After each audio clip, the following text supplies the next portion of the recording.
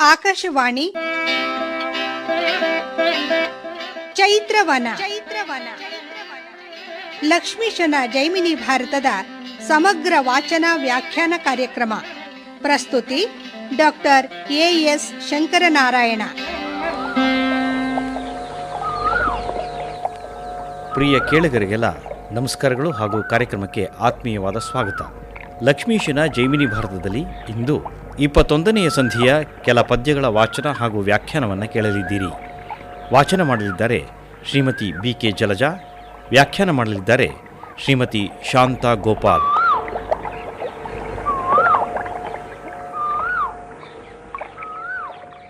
ಸಕಲ ಸೇನೆ ಎಲ್ಲವೂ ಕುಶನ ಆ ಬಾಣಾಘಾತಕ್ಕೆ ಸಿಕ್ಕು ನೊಂದ ಮೇಲೆ ಕೊನೆಗೆ ಉಳಿದಿದ್ದು ಆ ದೂತರೆ. ಅವರು ಹೋಗಿ ಇದನ್ನು ರಾಮನಿಗೆ ಈ ಸುದ್ದಿಯನ್ನು ಮುಟ್ಟಿಸ್ತಾರೆ. ಹೋಗಿ ಹೇಳಿದಾಗ ಅದನ್ನು ಕೇಳ್ತಾನೆ.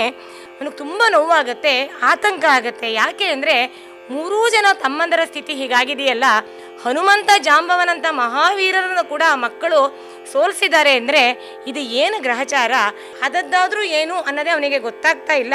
ಹಾಗೆ ವಿಸ್ಮಯ ಪಡ್ತಾ ಅವನು ಎದ್ದು ಸುಗ್ರೀವ, ವಿಭೀಷಣ ಇವರೆಲ್ಲ ಇದ್ದಾರೆ ಅವನ ಹತ್ರ, ಅವರೆಲ್ಲರನ್ನೂ ಕರ್ಕೊಂಡು ಅವನೇ ಬರ್ತಾ ಇದ್ದಾನೆ. ಸಾಕ್ಷಾತ್ತಾಗಿ ರಾಮ ಬಂದಂ ರಥಾರೂಢನಾಗಿ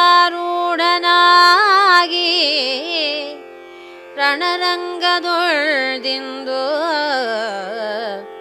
ಮೈ ಮರಗಿದೊರಗಿದನುಜರಂ ಮಡಿದ ಬಲವೃಂದಮಂ ಕುದುರೆಯಂ ಕಟ್ಟಿಕೊಂಡು ಎದಿರಾಗಿ ಬಿಲ್ವಿಡಿದು ಕಾಳಗಕ್ಕೆ ನಿಂದಿರ್ದಯಮಳರಂ ಕಂಡು ಬೆರಗಾಗಿ ರಘುನಂದನಂ ವಿನಯದಿಂ ತಾನೆ ಬೆಸಗೊಂಡನು. ಈ ತಂದು ಘನಗಂಭೀರ ವಾಕ್ಯದಿಂದ ಅತಿ ಮನೋಹರವಾದ ಸುಸ್ವರದೊಳು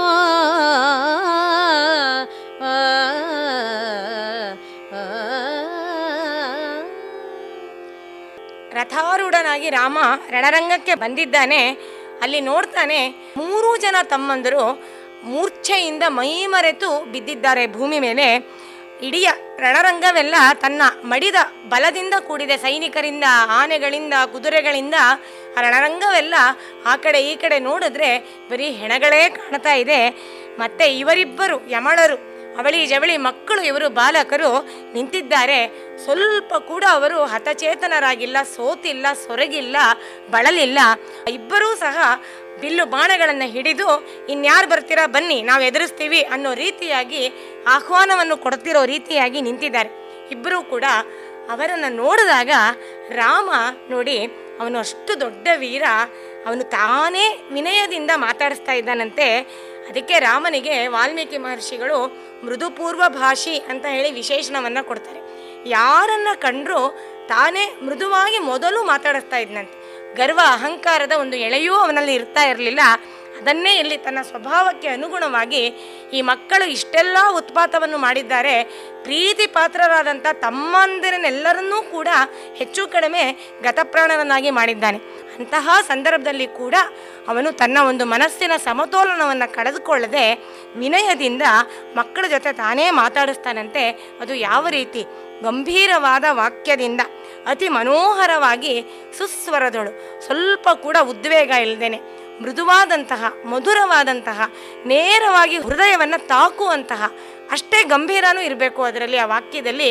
ಹಾಗೆ ಒಂದು ವಾಕ್ಯ ಸಂಯೋಜನೆಯನ್ನು ಮಾಡಿ ರಾಮ ಮಾತಾಡಿಸ್ತಾ ಅಂತ ಹೇಳಿದಾಗ ಯಾವ ರೀತಿ ಕೇಳ್ತಾ ಇದ್ದಾನೆ ನೋಡಿ. ಜಲೆಪ ಸುಳೆಗಳಿರ ನಿಮಗೆ ಧನುರ್ವೇದಮಂ ಕಲಿಸಿದವನಾವನು ಆವುದು ನಿವಾಸ ಸ್ಥಳಂ ಸಲಹಿದವನಾವನು ಆವಂ ತಂದೆ ತಾಯಾವಳು ಅಶ್ವಮಂ ಕಟ್ಟುವಿನಿತು ಚಲಮಿದೇದಗೆ ನಮ್ಮ ಸೇನೆಯಂ ಜಯಿಸುವ ಈ ಬಲಮೇತರಿಂದಾದುದೋ ಎಂದು ನಯದಿಂದೆ ರಘುಕುಲಲಲಾಮಂ ಕೇಳ್ದೊಡೆ ಆ ಕುಶಂ ನಸುನಗುತೆ ಮಾರುತ್ತರಂಗೊಟ್ಟನು.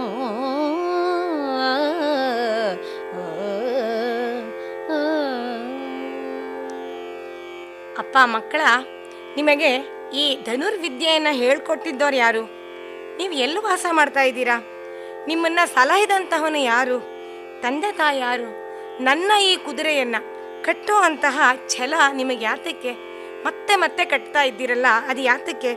ಈ ನಮ್ಮ ರಘುವಂಶದ ರಘುಕುಲದ ಸೇನೆಯನ್ನು, ರಾಮ ಸೇನೆಯನ್ನು ಜಯಿಸುವಂತಹ ಬಲ ಇದೆಯಲ್ಲ, ಅದು ಎಲ್ಲಿಂದ ಬಂತು? ಈ ರೀತಿಯಾಗಿ ನಯವಾಗಿ ರಘುಕುಲ ಶ್ರೇಷ್ಠ ರಘುಕುಲದ ತಿಲಕ ರಾಮ ಆ ಮಕ್ಕಳನ್ನು ಕೇಳ್ತಾನೆ. ಆಗ ಕುಶ ಮಾರುತ್ತರ ಕೊಡ್ತಾ ಇದ್ದಾನೆ. ರಾಜೇಂದ್ರ ನೀನೆಮ್ಮೊಳಾಹವಕ್ಕೆ ಬಿಲ್ಗೊಂಡು ವಾಜಿಯಂ ಬಿಡಿಸಿಕೊಳ್ಳಲ್ಲದೊಡೆಯೇ ಮರುಳ ಪ್ರಯೋಜಕದ ಮಾತಿದೇತಕೆ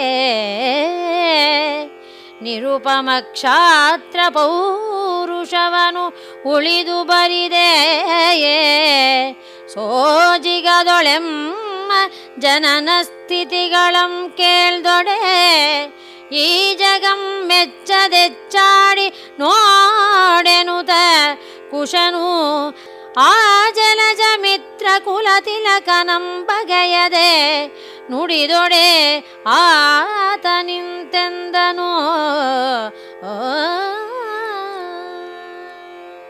ರಾಮನನ್ನ ಸ್ವಲ್ಪ ಕೂಡ ಲೆಕ್ಕಕ್ಕೆ ತಗೊಳ್ತಾ ಇಲ್ಲ ಕುಶ. ಅವನು ಹೇಳ್ತಾ ಇದ್ದಾನೆ, ಆಹವಕ್ಕೆ ನಾನು ಬಿಲ್ಕೊಂಡು ನಿಂತಿದ್ದೀನಿ, ನೀನು ಸಹ ಬಿಲ್ ಹಿಡಿದು ಯುದ್ಧ ಮಾಡಿ ಕುದುರೆನ ಬಿಡಿಸ್ಬೇಕು. ಅದನ್ನು ಬಿಟ್ಬಿಟ್ಟು ಈ ರೀತಿಯಾದಂತಹ ಕೆಲಸಕ್ಕೆ ಬಾರದ ಮಾತೆಲ್ಲ ಆಡ್ತಾ ಇದೆಯಲ್ಲ, ಕ್ಷಾತ್ರ ಪೌರುಷವನ್ನ ನೀ ತೋರ್ತಾ ಇಲ್ಲ, ಆಶ್ಚರ್ಯವನ್ನ ತೋರಿಸ್ತಾ ಇದೀಯಾ, ನಮ್ಮ ಜನನ ಸ್ಥಿತಿಗಳೆಲ್ಲ ಕೇಳ್ತಾ ಇದೆಯಲ್ಲ, ಇದನ್ನ ಜಗ ಮೆಚ್ಚಲ್ಲ, ಎಚ್ಚಾಡಿ ನೋಡು. ನಿನಗೆ ಜಗ ಮೆಚ್ಚಬೇಕಾ? ನಮ್ಮ ಒಂದು ಪೌರುಷಕ್ಕೆ ನೀನು ಪ್ರತಿ ಪೌರುಷವನ್ನು ತೋರಿಸಿ ನೋಡು, ಅದು ಬಿಟ್ಟು ಹೀಗೆಲ್ಲ ಮಾತಿನ ಬಡಿವಾರವನ್ನ ನೀ ತೋರಿಸ್ಬೇಡ ಅಂತ ಹೇಳಿ ಕುಶ ಗುರಿ ಇಟ್ಟಂತೆ ಉತ್ತರ ಕೊಡ್ತಾ ಇದ್ದಾನೆ. ಹಾಗೆ ಸವಾಲೆಸೆದಾಗ ರಾಮ, ಶಿಶುಗಳಾಗಿಹ ನಿಮ್ಮೊಳೆನಗೆ ಕಾಳಗವೇ ಪರವಶರಾಗಿ ಬಿದ್ದನುಜರಂ ಕಂಡು ಕತಿಯೊಳಂ ನಿಶಿಖಮಂ ತೊಡುವನೆಂದೊಡೆ ಮನವಡಂಬಡದು ನಿಮ್ಮ ಜನನ ಸ್ಥಿತಿಗಳ ವಿಷದ ವಿಸ್ತರವನೊರೆದೊಡೆ ನೋಡಿಕೊಳ್ಳೆನು ಎನೆ ಕುಶನೆಂದ ನಿಂತು ಲೋಕಾನಂದಕರಮಾದ ನಿಶಿತ ವಾಕ್ಯಂಗಳಂ ಜನಮೇ ಜಯ ಕ್ಷಿತಿಪ ಕೇಳ ರಘುದ್ವಹಂಗೆ.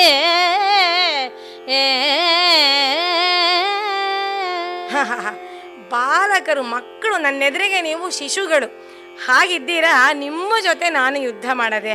ಪರವಶರಾಗಿ ಬಿದ್ದಿದ್ದಾರೆ, ಮೂರ್ಛಿತರಾಗಿ ಬಿದ್ದಿರೋಂತಹ ತಮ್ಮಂದಿರನ್ನು ನೋಡಿದಾಗ ನನಗೆ ಕೋಪ ಬಂದು ನಿಮ್ಮ ಮೇಲೆ ಬಾಣವನ್ನು ಬಿಡೋಣ ಅಂತ ಹೇಳಿ ಅಂದ್ಕೊಂಡ್ರೆ ಮನಸ್ಸು ಒಪ್ಪುತ್ತಾನೇ ಇಲ್ಲ. ನಿಮ್ಮ ಮುದ್ದು ಮುಖವನ್ನು ನೋಡಿದಾಗ ಅದು ಒತ್ತಟ್ಟಿಗಿರಲಿ. ನಿಮ್ಮ ಜನನ ಸ್ಥಿತಿಗಳನ್ನು, ನೀವು ಎಲ್ಲೂ ಹುಟ್ಟಿದ್ರಿ, ಯಾರ ಮಕ್ಕಳು ನೀವು, ಇದೆಲ್ಲವನ್ನ ಸ್ವಲ್ಪ ವಿಶದವಾಗಿ ವಿಸ್ತಾರವಾಗಿ ಹೇಳಪ್ಪ. ಹೇಳಿದ ಮೇಲೆ ನಾನು ನೋಡ್ತೀನಿ ನಾನು ಏನು ಮಾಡಬೇಕು ಅನ್ನೋದನ್ನು ಅಂತ ರಾಮ ವಿನಯವಾಗಿ ಮತ್ತೆ ಆ ಮಕ್ಕಳನ್ನು ಅನುನಯಿಸಿದಾಗ ಕುಶ ತನ್ನ ಆ ಒಂದು ಜನನದ ಸ್ಥಿತಿಯನ್ನೆಲ್ಲ ಹೇಳ್ತಾ ಇದ್ದಾನೆ ರಘುದ್ವಹಂಗೆ. ನೋಡಿ, ಯುದ್ಧ ಅಂದರೆ ಒಂದು ನೀತಿ ಇರುತ್ತೆ. ಯಾರ ಮೇಲೆ ಯಾರೂ ಹೋಗಿ ಯುದ್ಧ ಮಾಡೋದು ಅನ್ನೋದು ನಮ್ಮ ಭಾರತೀಯರ ಯುದ್ಧ ಧರ್ಮ ಆಗಿರಲಿಲ್ಲ. ಮಕ್ಕಳ ಮೇಲೆ ಒಂದು ಕ್ಷಣದಲ್ಲಿ ಯಾರೂ ಏನು ಮಾಡ್ಬೋದು, ಆದರೆ ರಾಮ ಅದನ್ನು ಮಾಡಲಿಲ್ಲ. ಲಕ್ಷ್ಮಣನೂ ಮಾಡಲಿಲ್ಲ, ಶತ್ರುಘ್ನನೂ ಮಾಡಲಿಲ್ಲ, ಭರತನೂ ಮಾಡಲಿಲ್ಲ. ಎಲ್ಲರೂ ಸಹ ಅವರನ್ನು ಅನುನಯಿಸೋದಕ್ಕೆ, ಒಡಂಬಡಿಸೋದಕ್ಕೆ ಪ್ರಯತ್ನ ಪಟ್ಟರೆ ಹೊರತು ಯಾರೂ ಸಹ ಮುನ್ನುಗ್ಗಿ ಆ ಮಕ್ಕಳ ಮೇಲೆ ಯುದ್ಧ ಮಾಡಲಿಲ್ಲ. ಯುದ್ಧಕ್ಕೆ ನೀತಿ ಇರುತ್ತೆ, ಇಜ್ಜೋಡು ಯುದ್ಧ ಆಗೋದಿಲ್ಲ. ಅದನ್ನು ಬಲ್ಲಂತಹ ರಾಮ ಧರ್ಮಯುದ್ಧದ ಸಾರವನ್ನೆಲ್ಲ ಬಲ್ಲಂಥವನು ಅವನು ಈ ಮಕ್ಕಳನ್ನು ಅನುನಯಿಸ್ತಾ ಇದ್ದಾನೆ. ಆ ಅನುನಯಕ್ಕೆ ಕುಶ ಕೂಡ ಒಳಗಾಗ್ತಾನೆ. ಆಮೇಲೆ ಅವನು ಹೇಳ್ತಾ ಇದ್ದಾನೆ ನೋಡಿ, ಈ ತಪೋವನದೊಳೆಮ್ಮಿರುವರ ನವಳಿಯಾಗಿ ಸೀತೆಯೋರ್ವಳೆ ಪಡೆದಳು. ಅನುದಿನದೊಳಾರೈದು ಜಾತೋಪನಯನಾದಿ ಕರ್ಮಂಗಳಂ ಮಾಡಿ ನಿಗಮಾಗಮ ಸ್ಮೃತಿಗಳ ವ್ರಾತಮಂ ಬರಿಸಿ ಕಾರ್ಮುಕ ವೇದಮಂ ಕಲಿಸಿ ನೀತಿಗಳ ನರುಹಿ ರಾಮಾಯಣವನೋದಿಸಿ ಮಹಾತಿಬಲರೆನಿಸಿದಂ ವಾಲ್ಮೀಕಿ ಮುನಿಪನು ಎಂದೊರೆದು ಮಗುಳಿಂತೆಂದನು.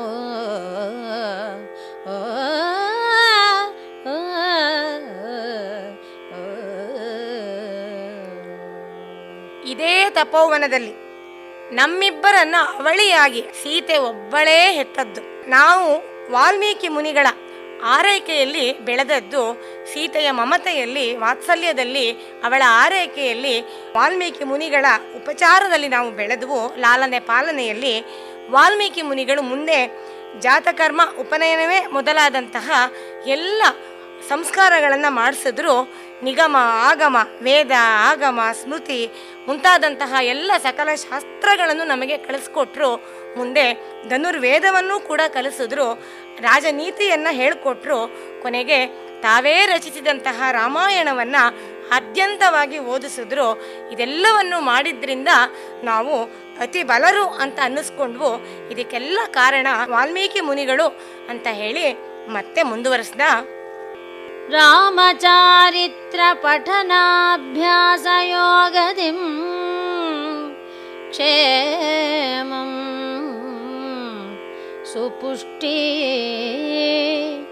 ನಿಶ್ಚಲಮತಿ ನಿರಾಲಸ್ಯಂ ಈ ಮಹಾಸೈನ್ಯವಂ ಗೆಲ್ವದಟು ತಮಗಾದುದು ಎಂದು ಕುಶನು ಸಿರೆ ಕೇಳ್ದು ಪ್ರೇಮದಿಂ ತನ್ನ ಸುತರೆಂದರಿದು ಸೀತೆಯಂಬೀ ಮಾತು ಕಿವಿದಾಗಿದೊಡೆ ಬಿದ್ದು ಮೂರ್ಛೆವೆತ್ತು ಆ ಮಹಿಷಂ ಕೂಡೆ ಚೇತನಂ ಪಡೆದು ಸುಗ್ರೀವನೊಡನಿಂತೆಂದನು.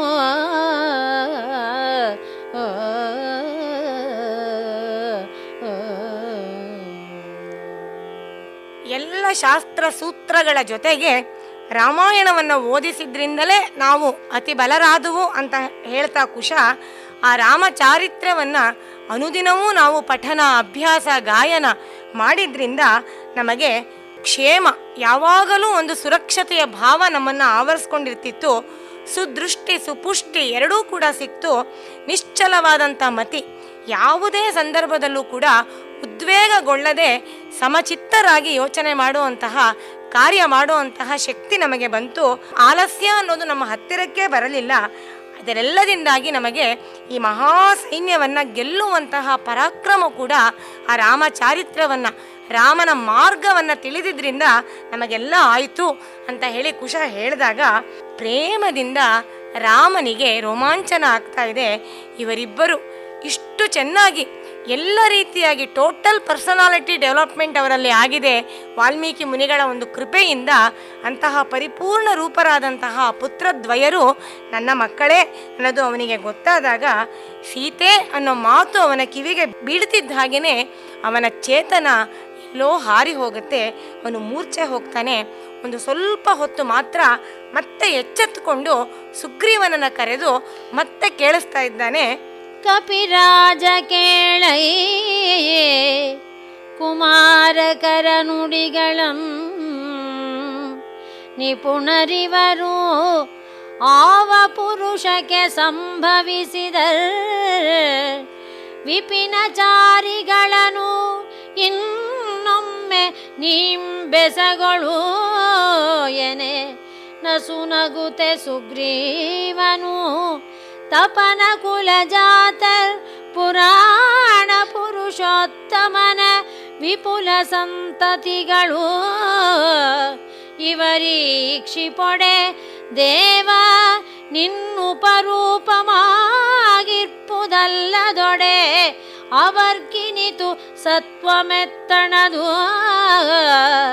ಎಂದನು.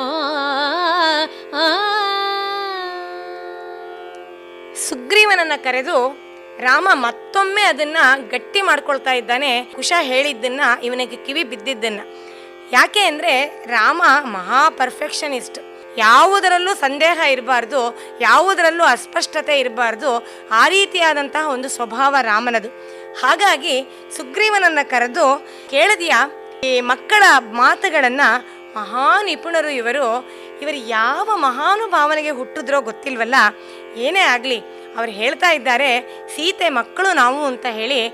ಇನ್ನೂ ಒಂದ್ಸತಿ ನೀನು ಕಾಡಲ್ಲಿ ಇರೋಂತಹ ಈ ವಿಪಿನಾಚಾರಿಗಳು, ಈ ಉಪವನದಲ್ಲಿ ಓಡಾಡ್ತಾ ಇದ್ದಾರಲ್ಲ ಅನೇಕ ತಾಪಸರು, ಅವ್ರನ್ನೆಲ್ಲ ಕೇಳಪ್ಪ, ನೀವು ಕೇಳಿ ಇನ್ನೊಮ್ಮೆ ಹೇಳು ಅಂತ ಹೇಳಿದಾಗ ಸುಗ್ರೀವಾದಿಗಳಿಗಾಗಲೇ ಅದು ನಿರ್ಧಾರ ಆಗೋಗಿರುತ್ತೆ.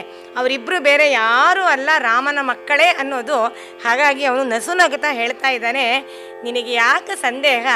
ನೋಡು, ಅವರು ಸೂರ್ಯವಂಶದ ಕುಡಿಗಳು, ಅಲ್ಲಿ ಹುಟ್ಟಿದವರು, ಪುರಾಣ ಪುರುಷೋತ್ತಮ, ಆದಿ ಅಂತ್ಯ ಇಲ್ಲದಂತಹ ವಿಷ್ಣುವಿನ ಇನ್ನೊಂದು ರೂಪವಾದಂತಹ ನೀನು ವಿಷ್ಣುವಿನ ಪ್ರಖ್ಯಾತವಾದಂತಹ ಸಂತತಿಗಳಲ್ಲಿ ಬಂದಂತಹವರು.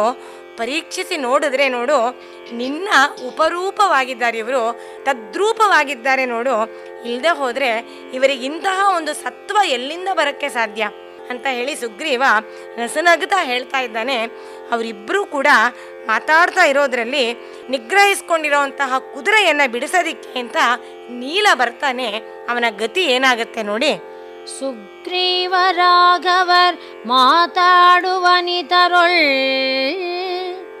ನಿಗ್ರಹಿಸಿಕೊಂಡಿದ್ದ ಕುದುರೆಯಂಬಿಡುವೊಡೆ ಅಭ್ಯಗ್ರಮುಳ್ಳವನಾಗಿ ನೀಲನೈತರೆ ಕುಶಂ ಕೋಪದಿಂದ ಆ ಕಪಿಗಳ ಅಗ್ರಣಿಯನೆಚ್ಚು ಕೆಡಪಿದೊಡೆ ಅವನ ರುಧಿರದಿಂದ ಉಗ್ರರೂಪದೊಳೆದ್ದು ಆ ನೀಲಕೋಟಿಗಳ್ ವಿಗ್ರಹಕ್ಕೆ ಕಡು ಮುಳಿದು ಮರಗೊಂಬೆ ಬೆಟ್ಟ ಕಲ್ಗೊಂಡುಗೊಂಡೊಡೆ ಎಲ್ಲೆಡೆಯೊಳು. ಇತ್ತ ಕಡೆ ಸುಗ್ರೀವ ರಾಮ ಇಬ್ರು ಮಾತಾಡ್ಕೊಳ್ತಾ ಇದ್ದಾರೆ. ಅಷ್ಟರಲ್ಲಿ ನೀಲ ಒಂದು ಸ್ವಲ್ಪ ಉತ್ಸಾಹಿತನಾಗಿ ನಾನು ಮಾಡಿಬಿಡ್ತೀನಿ ಆ ಕೆಲಸನ ಅನ್ನೋ ರೀತಿಯಾಗಿ ಇವರಿಬ್ಬರು ಕಟ್ಟಿರ್ತಾರಲ್ಲ ಆ ಕುದುರೆಯನ್ನು ಬಿಡಿಸ್ಕೊಳ್ಳೋಕ್ಕೆ ಅಂತ ಹೋಗ್ತಾನೆ.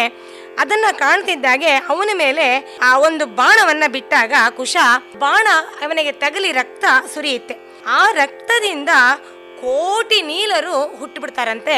ರಕ್ತ ಬೀಜಾಸುರನ ವಂಶದ ರೀತಿಯಾಗಿ ಅವರು ವಾನರರು ಕಾಮರೂಪಿಗಳು.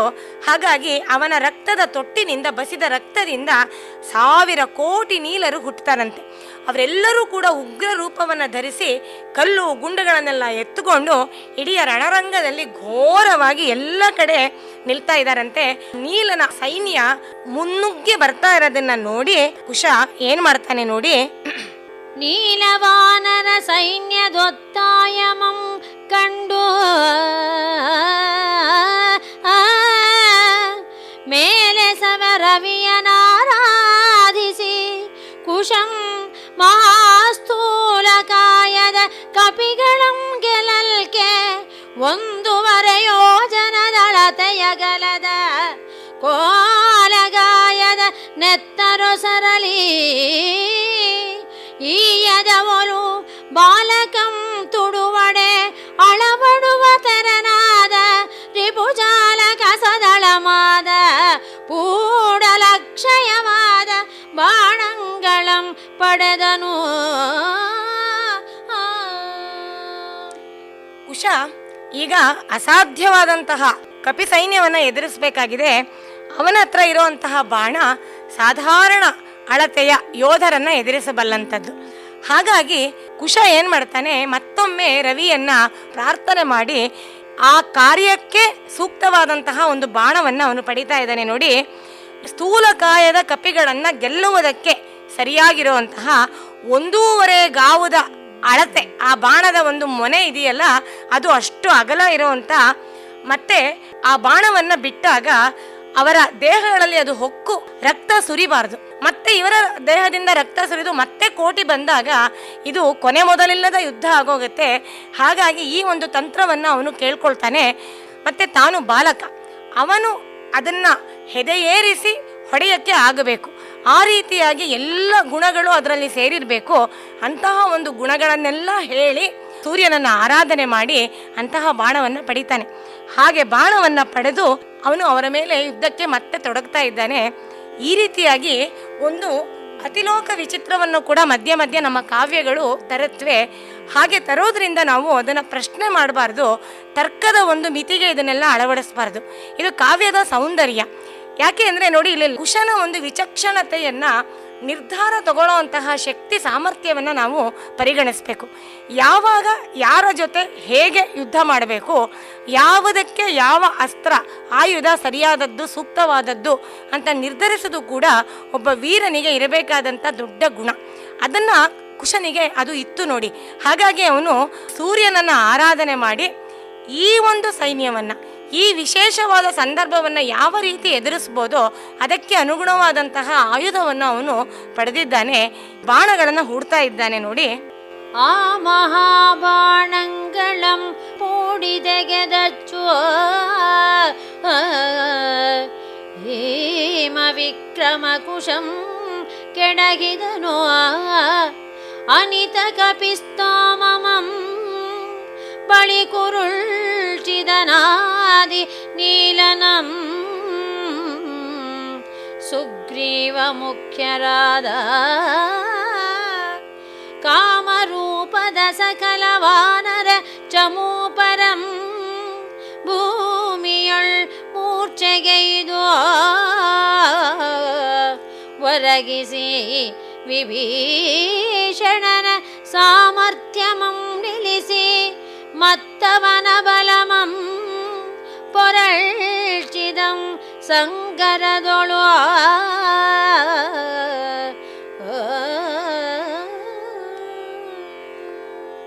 ಹಾಗೆ ಸೂರ್ಯನಿಂದ ಪಡೆದಂತಹ ಆ ಮಹಾಬಾಣಗಳನ್ನು ಹೂಡಿ ಆ ಎಲ್ಲ ಕಪಿಸೈನ್ಯವನ್ನು ನಿಗ್ರಹ ಮಾಡ್ತಾನೆ.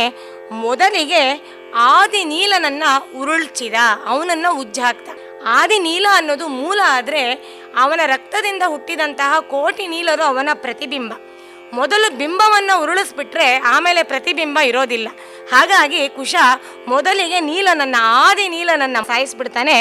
ಆ ಬಳಿಕ ಸುಗ್ರೀವ ಮುಖ್ಯರಾದಂತಹ ಎಲ್ಲ ಕಾಮರೂಪಿಗಳನ್ನು ಕೂಡ ನಿಗ್ರಹ ಮಾಡ್ತಾನೆ. ಎಲ್ಲರನ್ನೂ ಮೂರ್ಛೆಗೆ ಒಯ್ತಾನೆ.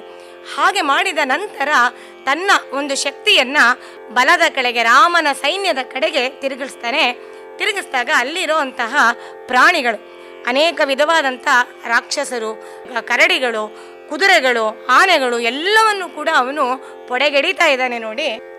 ನರವಾಜಿದಂತಿ ಮುಸುಕರಡಿ ಸಿಂಗಳಿಕ ವಾನರ ದಾನವರೊಳಿಡಿದ ಸೇನೆಯೊಳ್ ನೋಡಲುರ್ವರುಂ ಇಲ್ಲದೆ ಎಲ್ಲರಂ ಬಿದ್ದು ತಾನೇ ಗಾಕಿಯಾಗಿಪ್ಪುದಂ ಖಾತಿಗೊಂಡು ಸರಳ ನರ್ಭಕರ ಮೇಲಚ್ಚಂ ರಘುದ್ವಹಂ ಧರೆಯೊಳಿ ಕ್ಷತ್ರಿಯರ ಮನವಾಸಿಗಳದೆಂತೋ ತರಹರಿಸಬಾರದಿಹ ರಾಮ ಬಾಣಂಗಳು ಐದಿದವು ಕಾಲಾಗ್ನಿಯಂತೆ.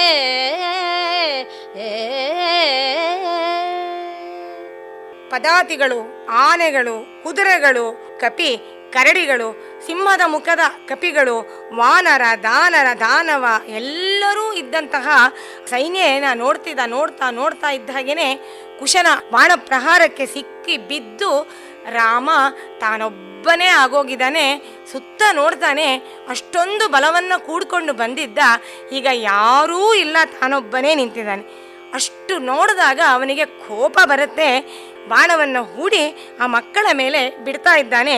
ಕಾಲಾಗ್ನಿಯಂತೆ, ಪ್ರಳಯ ಕಾಲದ ರುದ್ರನ ಬಾಣದಂತೆ ಅದನ್ನು ಬಿಟ್ಟು ಆ ಮಕ್ಕಳ ಮೇಲೆ ಪ್ರಯೋಗ ಮಾಡಿದ್ದಾನೆ. ಇದನ್ನು ನೋಡಿ ನೋಡಿ ಕವಿ ಹೇಳ್ತಾ ಇದ್ದಾನೆ, ಧರೆಯೊಳಿ ಕ್ಷತ್ರಿಯರ ಮನವಾಸಿಗಳದೆಂತೋ ಅಂತ ಹೇಳಿ. ಅಂದರೆ ಈ ಕ್ಷತ್ರಿಯರು ಯುದ್ಧದಲ್ಲಿ ತಂದೆ ಮಗ ಅನ್ನೋ ಅಂತಹ ದಾಕ್ಷಿಣ್ಯವನ್ನು ಕೂಡ ನೋಡಲ್ವಲ್ಲ, ಇವರ ಮಾರ್ಗ ಅದೆಂಥದ್ದು, ಎಂಥ ನಿಷ್ಕರುಣವಾದಂಥದ್ದು, ಎಂತಹ ಒಂದು ದುರ್ಧರವಾದಂತಹ ಮಾರ್ಗ ಇದು ಅಂತ ಹೇಳಿ ಕವಿ ಆಶ್ಚರ್ಯ ಪಡ್ತಾ ಇದ್ದಾನೆ. ಚೇತರಿಸ್ಕೊಳ್ಳೋಕ್ಕೆ ಆಗಲ್ಲ ರಾಮ ಬಾಣ ಹೋದರೆ ಅಂದರೆ, ಅಂತಹ ರಾಮ ಬಾಣ ಈಗ ಲವಕುಶರನ್ನ ನೋಕ್ಕಿ ಬಂದಿದೆ. ಅದು ಹೇಗೆ ಅವರು ಎದುರಿಸ್ತಾರೆ ನೋಡಿ. ಬಚ್ಚೆ ಹೋಗದ ರಾಮ ಬಾಣಂಗಳಂ ನಡುವೆ ನುಚ್ಚು ನೂರಾಗೆ ಕತ್ತರಿಸಿ ರಘುನಾಥನಂ ಮುಚ್ಚಿದ ಕಣೆಗಳಿಂ ಮತ್ತೆ ಕಾಕುತ್ಸಂ ಕೆರಳ್ದು ಕುಶಲವರ ಮೇಲೆ ಎಚ್ಚೊಡ ಕೋಲ್ಗಳಂ ಬಾಲಕರ ಮಧ್ಯದೊಳ್ಕೊಚ್ಚಿ ರಾವಣ ರಿಪುವಿನಂಗಮಂ ನೋಯಿಸಿದರು. ಅಚ್ಚರಿಯ ಕಾಳಗಂ ತಂದೆ ಮಕ್ಕಳಿಗೆ ನಡೆದುದು ಸುರರ್ ಬೆರಗಾಗಲು.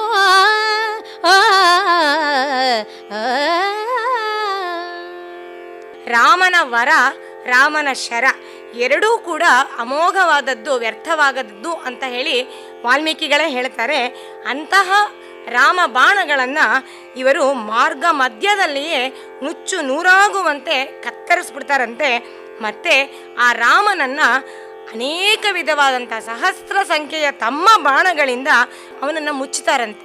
ಹಾಗೆ ಮುಚ್ಚಿದಾಗ ರಾಮನಿಗೆ ಮತ್ತೆ ಕೋಪ ಬಂದು ಕುಶಲವರ ಮೇಲೆ ಮತ್ತೆ ತಾನು ಬಾಣಗಳನ್ನು ಬಿಡ್ತಾ ಇದ್ದಾನಂತೆ.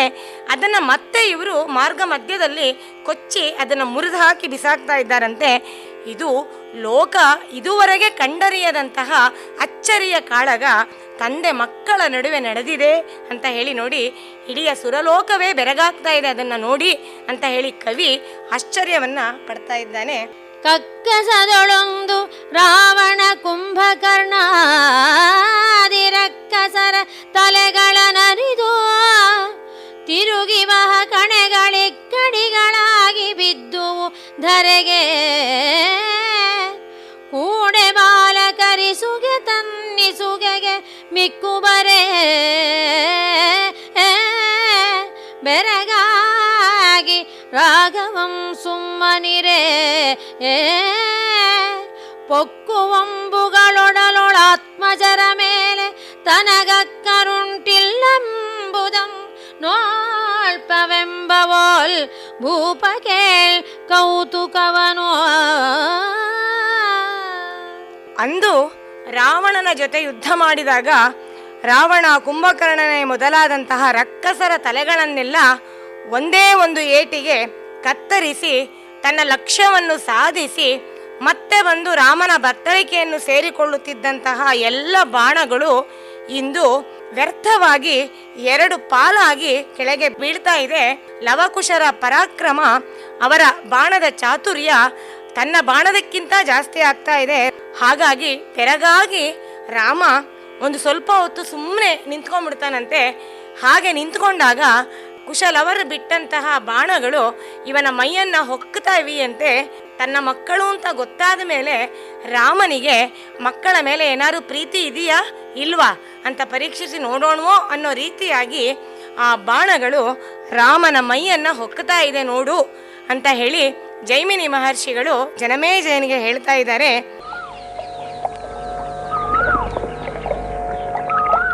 ಇದುವರೆಗೆ ಲಕ್ಷ್ಮೀಶನ ಜೈಮಿನಿ ಭಾರತದಲ್ಲಿ 21ನೆಯ ಸಂಧಿಯ ಕೆಲ ಪದ್ಯಗಳ ವಾಚನ ಹಾಗೂ ವ್ಯಾಖ್ಯಾನವನ್ನು ಕೇಳಿದಿರಿ.